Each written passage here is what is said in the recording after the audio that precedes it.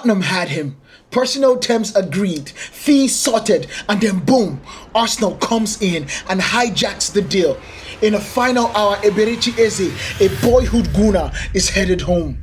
This isn't just a transfer, it is a statement. Let's rewind. Spurs were confident £60 million plus add-ons has already been agreed. Maddison got injured. Gibbs White gone back to Nottingham Forest. Eberechi Eze was their answer. But then Arsenal came back in the race silently with their focus elsewhere. The moment they got the news that Kai Havertz's knee had given away, re-engaged in the business of getting Eberechi Eze. And just them understanding and re-engaging for the love of getting Eze and also the love that Eze has for Arsenal, we see a magical moment. The hijack is successful. Eze had already agreed terms with Tottenham Hotspur. Bear in mind, this is an Arsenal fan agreeing terms with Tottenham Hotspur. You wanted to get into the next level. He wanted to leave Crystal Palace. He wanted to get into the Champions League. But Arsenal knew that they had an opportunity here and they pounced on it. Because Palace, within 17 minutes, they got an official bid from Arsenal. And very, very soon, in like 3 hours, Palace had accepted the Arsenal bid, because it was more in a favorable term for them. Suddenly, the boy who once wore red and white at the age of 13 had a choice to make, and he chose legacy over convenience. The truth about this situation is that it is tough for Tottenham Hotspur. Now, the truth is not that Tottenham Hotspur are basically going to be licking their wounds. No, they have an opportunity to go get Savinho, but this must hurt.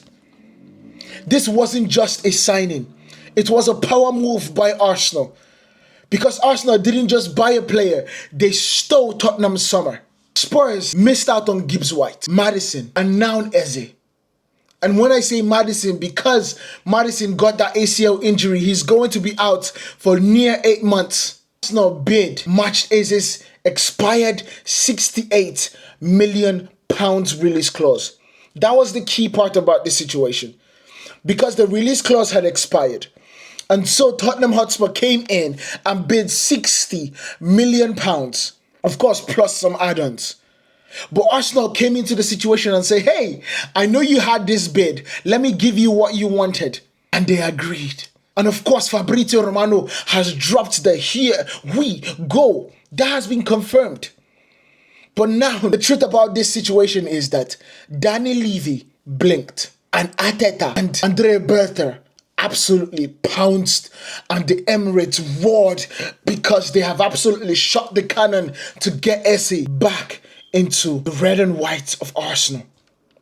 This is not a situation that every single person saw coming. But one thing is for sure, we knew Eze was going to leave Palace this summer. But let's talk football. Where does Eze fit in this Arsenal side? The truth about this beautiful player that Eze can play both the central attacking midfielder, he can play the left wing, and he can also play a false nine if need be. And that is the reason why he would be a perfect replacement for Kai Havertz. He is a tactical flexibility monster. With Champions League in there, you would see a lot of rotation. Because now Kai Havertz can basically rotate with Martinelli, can rotate with Odegaard, and can also rotate with Gyökeres. That's the beautiful part about this situation. Now the emotional boost about this situation is that he is a lifelong academy roots. And the good thing about this, it also helps them in PSR. You understand? This also helps Arsenal. This is more depth. It is dynamism. Eze unlocks new shapes, new tempo, and a new swagger that truly is the dude can dribble. He can break lines. He can literally create absolutely something out of nothing. Now, what does this mean for Arsenal? 7 signings, £200 million spent. Arteta isn't building a squad. He's building a machine. A machine needs to win the Premier League this season. If not, there's a lot of things and a lot of heads will roll. Arsenal Other signings are basically Zubimendi, Gyökeres, Norgard, and etc. Eze adds creativity, unpredictability, and a set-piece threat. By the way, we already saw Eze score against, is it Chelsea? Yes, I think it's Chelsea. Now, the truth about that situation was that it was called back because of some odd reason of Gehi being so close to the wall. But he is a set-piece threat. Something that Arsenal do not have apart from Declan Rice. And Declan Rice, I wouldn't even really say, is truly a set-piece threat. Yes, we saw the magic at Real Madrid at the Bernabeu. But it's another thing when you need to repeat and repeat and repeat. This window isn't just ambitious, it is aggressive from Arsenal. Arsenal aren't waiting for the future, they are dragging it into the present. Now, the final twist about this situation and what next does this bring? But wait, there is still one last twist. Eze is still set to play for Palace in the Conference League before his medical. One wrong step and the whole deal could collapse. So we wait, we watch, and we wonder, will Eze walk off that pitch in red and blue or limp away from his Arsenal dream? One thing is for sure, in my opinion, Eze should not play a single game, a single minute for Crystal Palace again. He has gone into this season playing for Palace, and that is all well and dandy. But one thing is, your dream is on the other side of a 90-minute game. Do not play. Do not, love of God, Eze, do not play.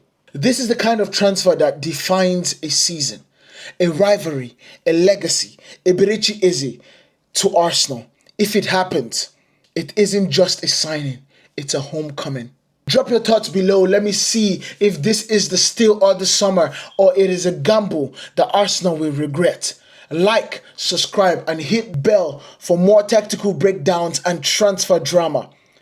I will see you guys in the next one. Make sure you guys hit that subscribe button. Peace. Eze to Arsenal is a here we go. Adios.